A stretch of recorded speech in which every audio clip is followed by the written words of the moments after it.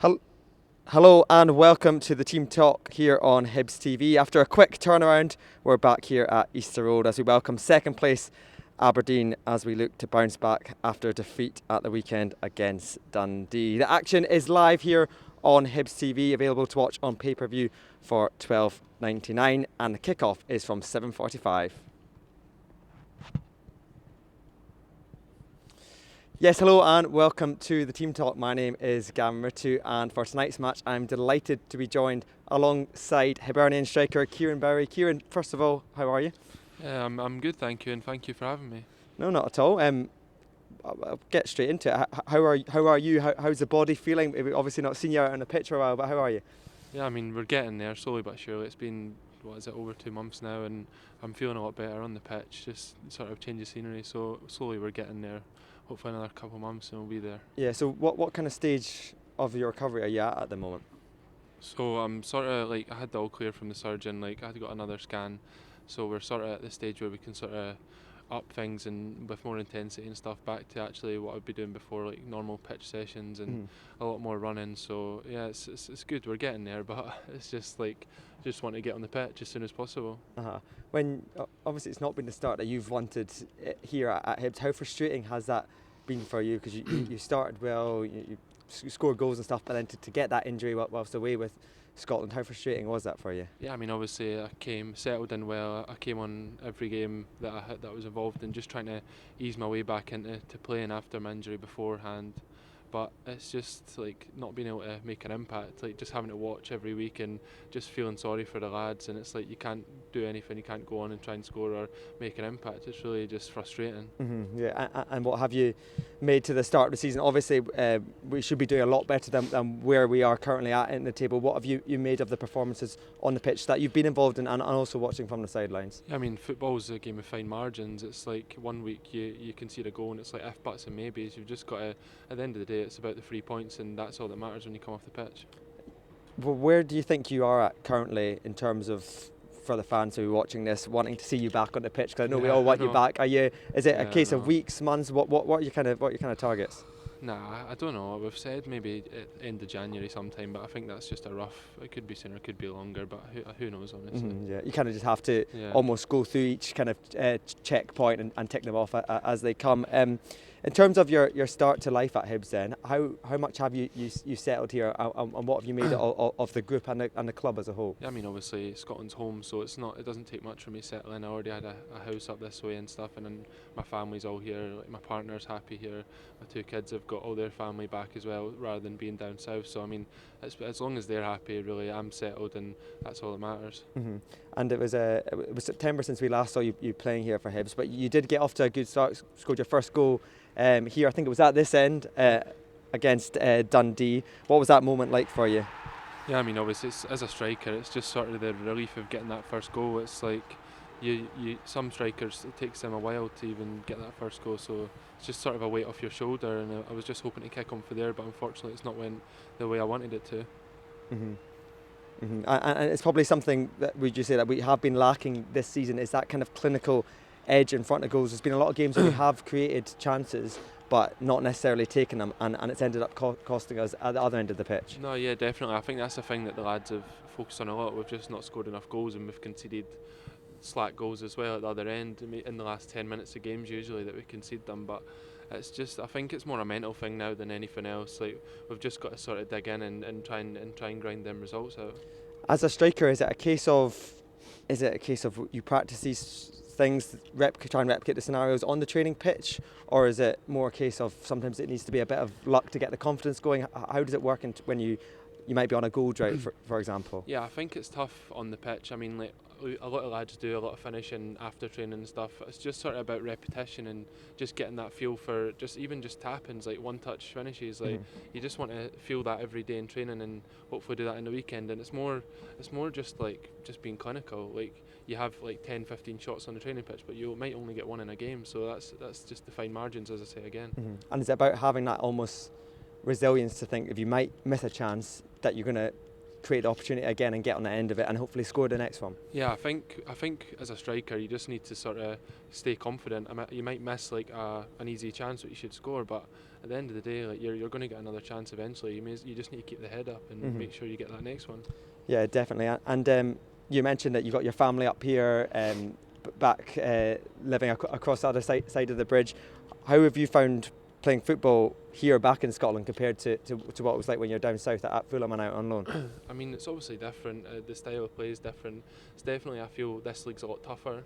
You see every team every week. Like, we would drop points, but then the teams around us will just not drop any points. So it's like there's 12 teams in this league. So every team every week's a tough game. There's never an easy game in this league. Whereas down south, there's 24 teams in a league, and it's like some of the teams are worse than others. So you think, oh yeah, we're going to definitely get 3 points this week. But every week you look at the fixtures, and it's like, oh, they'll be tough. This one will be tough. So it's hard to find any space where you're guaranteed 3 points.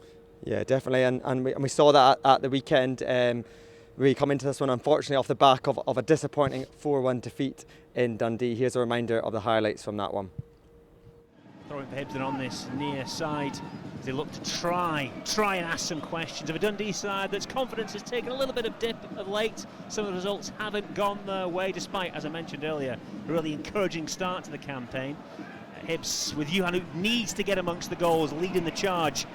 The ball's worked in now from the side. Hibs get it up. It's a goal. Hibs have scored early. It's exactly what they needed. It's Nicky Cadden who scored it. The man who made an impact in that game against St Mirren before the break. He's made an impact here from the off tonight. It's Dundee 0, Hibs 1. He went into the box looking for that. He went in late. He wasn't being picked up, and he went in late just to see what's happening, and he walked onto that ball there. Hibs will try and go again. But yeah, that good intention by Hibs, even though maybe the quality, the fluency of the play is not quite clicked. Good desire. Yeah, that's right. And get the ball up into the other team's half. Shot for Hibs. Yeah, get the ball into their half as quick as possible. Hibs not taking time over these set pieces, though. The ball in quick and a chance again. Ball was swung into the back post. Beatter's got the ball now. Ooh, this could be a serious problem, and it is a straight red card. Up into the night sky. Hibs deal with it to a point. But the home side will try and get the ball, and they've done just that. Stabbed towards goal, and it is an equaliser. We spoke about keeping Dundee away from the goal. They couldn't quite do it. Hibs need to keep their heads now. The pressure's piling on, and the pressure is told. Bursic kept out the shot just a moment ago. Gogrevich tries to hold up the ball there. He does pretty well. Johan spins on it, but unfortunately it goes away from him. Dundee try to play the ball forwards. Not the best pass. At least Hibs are able to gather possession. But that's a poor touch by the goalkeeper. He's made a total hash of that, and it's turned into the net. It's taken long. They're looking for the flick, and they can't get it, though. It's Dundee who win it instead. But Hibs get the break of the ball, and now they can work it out wide to this right-hand side. As Miller tries to drive, he does get the ball. There's a slip from the Dundee player, but unfortunately, from Miller's point of view, he's having to double back and comes inside. But he's played it again. That's a good ball to find him. And he plays a great ball into the area, to a dangerous area. He drops to Joe Neal. Joe Neal takes it on. And his shot flashes just wide. That was a good opportunity for Hibs. They need more of the same from now on. Levitt to Johan. Johan, that's good by the forward. He's in the area now, driving forward. It's a good shot, but into the side netting. But that's what we need to see more of. The Dundee fans who are singing, they're the ones who are looking likely to be heading home happy. And they could be even happier because they're in again. The ball's played through to Curtis Main. Curtis Main is in. And he drills the ball across the goalkeeper, and it's in. It's a fourth for the home side. Main on target off the bench. Yeah, it was a very disappointing night at Dens Park at the weekend. Kieron, it started so brightly in the first 10 minutes, created loads of chances, got the early goal, but unfortunately the red card changed the game. Yeah, I mean, obviously the goal, what is it, after 1 minute, 2 minutes, it was so quick. I think I might actually missed the goal. I couldn't even see who scored because of the fog either, but yeah, I mean, it's a good goal. It's Jordan, obviously, he's always constantly down the wing, crossing the ball in, and Cads gets on the end of it, and it's the positive start to the game. Mm-hmm. How difficult is it, the fact, I think David Gray alluded to it in his post-match interview after the game, it's hard enough to win a game with 11 men, but when you go down to 10 men so early on, how difficult is it to kind of to grind out a result from there?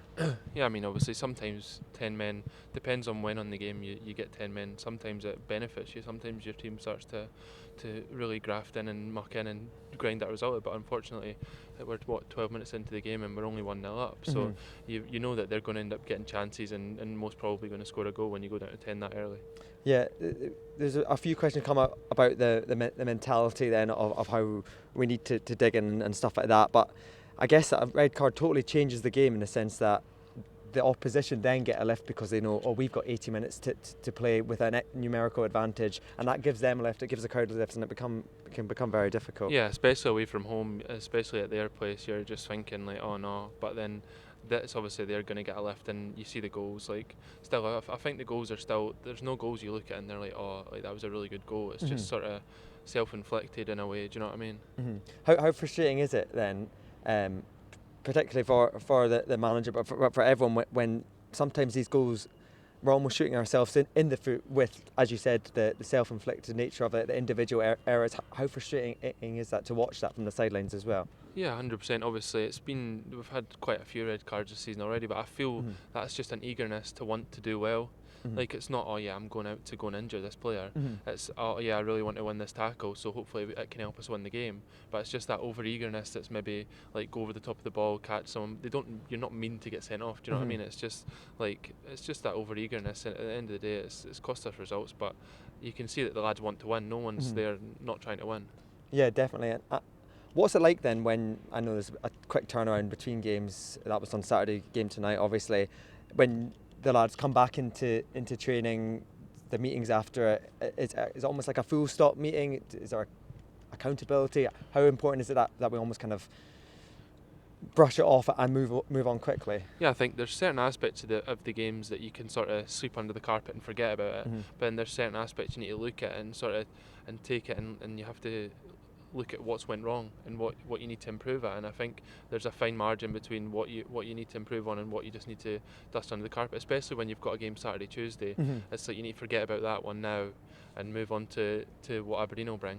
Yeah, and as a player, is it sometimes almost better in the fact that you've got an opportunity, game 3 days later, to maybe go and right a few wrongs, as opposed to there's been times where you have an international break in 2 weeks without a game? How important is it that the games do come thick and fast to almost right those wrongs? Yeah, I think if, say, someone's made a mistake, they want to come into this game and try and right that wrong, don't they? So it's like you don't have that 2 weeks, say, an international break to think about what you've done. You can hopefully just try and solve that problem a few days later. But it's tough at the end of the day. Like, these games come thick and fast, and it's different down south. Down south's like every week, Tuesday, Saturday. So, but yeah, it's tough. Like, the lads just need to, I feel they just need to grit their teeth and try and go out and get a result tonight. Yeah, is it like you said, grit your teeth in a case of just sticking together and believing that we do keep playing the way we are, maybe eradicate their individual errors, that results will begin to turn for us? Yeah, I think so. I think we've seen since the start of the season, like, at the start of the season I was like, oh yeah, like we're playing well but we're not getting the results. And then it continues and we play well but then we still aren't getting results, and it's like, when does that turn? As a player, have you been in kind of changing rooms and at different teams when sometimes all it does take is that one win to kind of restart our season almost, like, and start afresh? Have you kind of experienced that kind of adversity before? Not really as such. I've not really had this where I've been down the bottom of the table. I'm still young. Do you know what I mean? I've had not a short career, so it's not had that experience. But I feel like the St Johnstone game where we won 2-0 at home. That was just after I was injured, and I thought, oh yes, look, that's the win we needed, and we'll kickstart. But then obviously it's went the opposite way. So I feel like it's just that win we need to hopefully then kickstart and kick on from now. Yeah, definitely. Well, kickoff is here at 7:45 this evening. Away from the men's team, the women's team have had a very positive start to the season. They were playing at the weekend and they drew 1-1 with Partick Thistle. Here's a reminder of how the action unfolded in that one.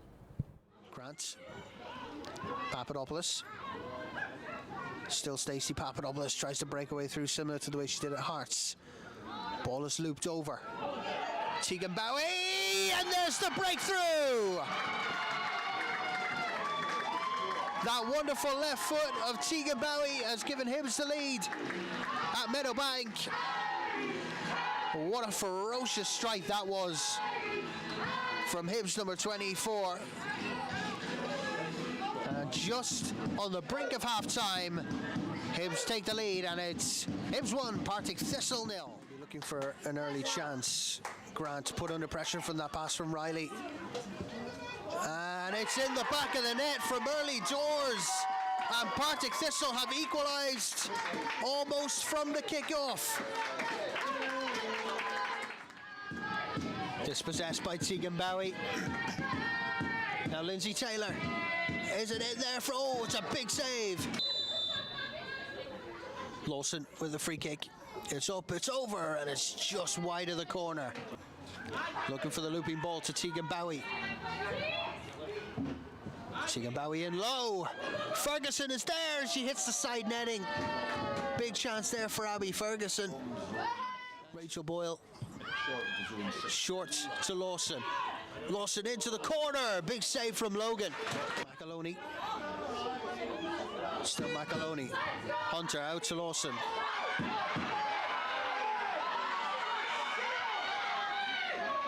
And a red card shown. Again, Kieron Bowie's there. Ball is in. Big chance here, and lost, and Kirsten Riley. Looking inside for McAloney. Bowie. Ball is in. To the back post. Ferguson! How has she missed Boyle? It's cleared away. Oh, the chances mounted up for Hibs at the death of the game. And it ends 1-1 here. Yeah, it turned out to be a frustrating draw for Grant Scott's side there against Partick Thistle. 1-1 it finished in the end. But Kieron, it's been a very positive start for the Hibernian women's team this season. Yeah, I mean, obviously, see they drew 1-1 on the weekend, and then the week before they beat Hearts 1-0, which I feel is a positive result for them, especially in a derby. Mm-hmm.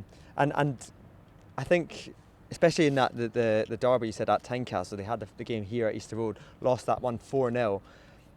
As a player, you've almost got that resilience and that want to overcome that result, and they managed to do that at Tynecastle. Yeah, I feel like, especially in a derby, you don't want that to keep happening on a regular basis. So to lose 4-0 and then to win that game 1-0, it's just they've bounced back from the last result.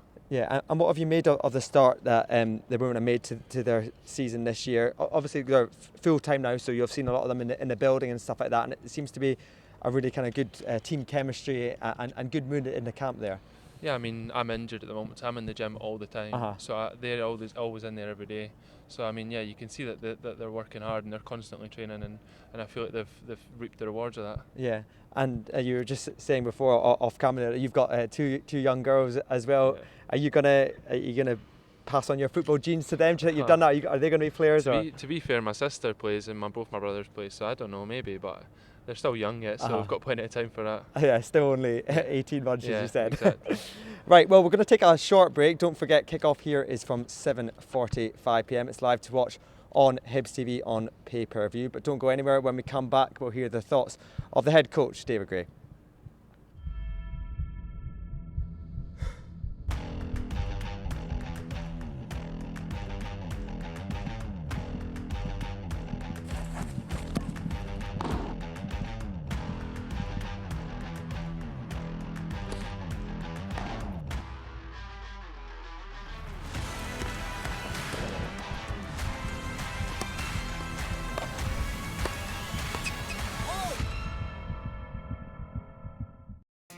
I'm getting some work done.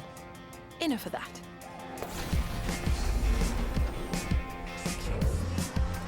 I am totally winning! Oh, and relaxing. Here's your order. With a coffee, thank you. I love this film. I'm doing all of this on my way to Mum's. Because it's all possible on an LNER train. Next stop, London. And I'm almost there.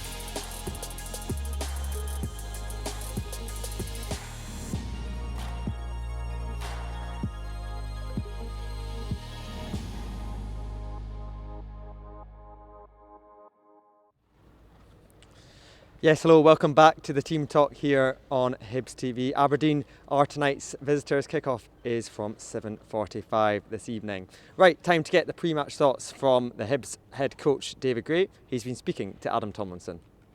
Dave, it's been obviously a quick turnaround in fixtures following the weekend. What's your message been to the players over the last couple of days? Listen, I think the quick turnaround's a good thing. We've not got any time to feel sorry for ourselves. I know, unfortunately, this is going to sound pretty repetitive because of the situation we find ourselves in, but there's no time to feel sorry for ourselves at all. Mentally, we need to be right. We need to recover as quickly as you can, and then the only thing that can change is the result, hopefully. So we need to do everything we possibly can to make sure we go and achieve that on Tuesday night. Yeah, there's been a lot made over the last few weeks, specifically about individual errors, specific individuals in terms of their mistakes as well. As a group and a collective, when you're down at HTC, how do you block out or try and block out that noise? Listen, I think when you look at the individual errors, it's very difficult. On a personal level, when you're making individual errors, you don't want to let anybody down, and I think that's probably half the players are making mistakes. Maybe made a mistake in lunging at tackles. Take Jordan for the weekend, for example. It's probably that desperation to try and correct his mistake he's made in the first place, which happens in games, but we still need to manage these situations better when we do make one mistake, not to make the second one.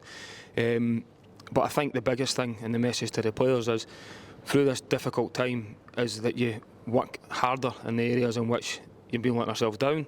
The noise isn't going to go away without results and performances improving. So it's the challenge to set to the players and myself to make sure tactically they'll be ready. We always make sure they are. But you need to be strong enough and believe in yourself enough to go out on the pitch, roll your sleeves up, put your chest out, and make sure that we turn this around as quickly as we can. Yeah, obviously it's Aberdeen up next. A really, really difficult game because of the start they've had this year. Yeah, it'll be a difficult game. They always are. It's a quick turnaround for them. They've lost the last game for the first time for a while. So I think they'll be wanting to get back on the pitch as quickly as they can as well. We're only focusing on what we can do. It'll be a tough game.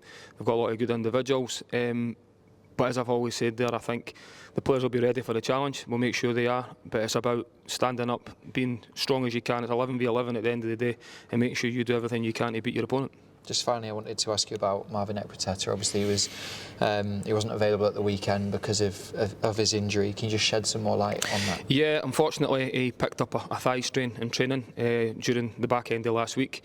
It was so close to the game that I wasn't going to divulge that sort of information, obviously. But and unfortunately, it's going to be quite a severe one. He'll be out for a number of weeks, which is a real blow for him.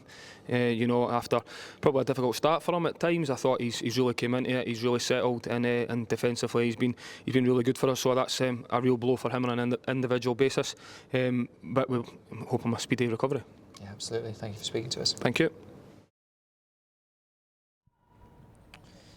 Yes, that was the head coach David Gray, his pre-match thoughts with Adam Tomlinson. Kieron, he mentioned about it's a case of not feeling sorry for ourselves, and it's got to be a case of believing in ourselves as players because we've got a good squad out there. Yeah, I think feeling sorry for ourselves is the last thing we can do. We know there's a good group of players in here, and we need to sort of earn the right to play. You need to put that graft in, and you don't just get given the wins. Do you know what I mean? You need to, at the end of the day, you need to graft for it, and you're not going to win if you're feeling sorry for yourself. Mm-hmm. How much of it? A case of it is in that confidence can build more confidence and build results. Like a result tonight against Aberdeen could really kickstart something. Obviously, as I said, we have an unbelievable group of players and an unbelievable group of lads, and it's just that belief and that confidence that we need that's obviously been lacking at the moment. Mm-hmm. But it's just believing in ourselves. Obviously, Aberdeen are a great side, but we just need to muck in and stick together. Yeah. What's David Gray been like with you? Because obviously he brought you in, into the club. What's he been like with you, both when you were playing, but also when you've been injured? Obviously I was only playing for a short period of time, but the games where I was coming off the bench, he was just wanting me to go on and just make an impact, and that's what I was trying to do. But then obviously since I've been injured, when I got injured, he was the first person that phoned me just to check up and how I was mentally. So just to have that from him is just great. And you could tell he's really got the respect of the players here. Everybody, he's trying to get the best out of the players at the moment. But as you said before earlier in the interview, that it's just sometimes it's a case of individual errors might be letting us down, or it's a case of the luck just quite hasn't gone our way. Yeah, always the manager's the one who always gets the brunt of it, and I feel a lot. Most of the times this season that's been unfair. The players sort of feel like we all need to take responsibility for it, I feel I wish I could take more responsibility. Do you know what I mean? By trying to make an impact on the pitch. But yeah, I feel we just need to just take responsibility for what's happened and turn it right. Yeah, looking ahead to tonight's game then, Aberdeen come into off the back of their first defeat of the season. They lost away at St Mirren. What have you made to their start to the season? Yeah, I mean, they've been great. I mean, their new manager's came in and he's implemented his own style of play, and I feel like they've done well in what they've been trying to do, and obviously they've reaped the rewards as well, and they're up second in the league. So I mean, it'll be a tough game, and obviously they've lost their first game on Saturday, and whether or not that's a good thing or not, they might want to make that right tonight. But I mean, or they could go the other way and they could still be thinking about that result on Saturday. Yeah, that's going to be my next question. Was how much can like previous games influence the next game in terms of, like you said, they might be licking their wounds and another opportunity to inflict defeat on them, or they might want to almost bounce back quickly. Yeah. How much do previous results make a difference? Yeah, I mean, like we spoke about already, that's sort of what most teams would try and do. If it's Saturday to Tuesday, you're just sort of trying to forget about that last game and move on to this one. So I think that'll be totally out of their minds and they'll be focused on this game. But I mean, we need to be even more focused than they are. It's almost a case of focusing on ourselves as well. We know that they're a good side, like you mentioned. The manager is, I think it's they've only lost one game in the last 21 league games or something like that. They've had a really good 6 months or so, but it's a case of playing our way, our style, and making sure we can get a result like that. Yeah, I mean, you've seen the whole season. We've played the way we've wanted to play. We've not got the results of that, but I mean, there's no point in changing team by team. You've got to play the way you want to play, and that's how you get results at the end of the day. And unfortunately, we've not done that. But I feel that we'll get there soon, and hopefully we can get the results that we need. Yeah, and just looking behind us, the pitch looks great under the lights here at Easter Road. How much of a difference will the fans, or could the fans, make tonight? A big game live on Hibs TV as well. How much of a difference could the fans make? I mean, if we're going to win a game, we need the fans to be giving us the help that we need, and yeah, but we need the fans on our side if we're going to get the points tonight, and I feel Aberdeen are going to bring, I don't know how many they'll bring, but they'll bring a decent support, so we need to be louder than them. Yeah. So a few first team players behind the camera trying to put you off here, Kieron, but you're doing a good job sticking with it. Just finally, before we go, score predictions, what are you thinking? I don't know. I mean, it's a cold one tonight and you get the legs moving, but I'm hoping that I'm going to say 2-1 to us. Okay, so Kieron Bowie is going 2-1 Hibs. Make sure you let us know your score predictions that you can post on X. They'll come up on the Hibs TV ticker feed at the bottom. That's all we've got time for. Kieron, you've been a brilliant guest. Perfect. Thank you very much for having us. And make sure you stay tuned to Hibs TV. The game is live. Kickoff is from 7:45 p.m. and we'll pass you to our commentary team of Cliff Pike and Stuart Lavelle. Thank you very much for watching.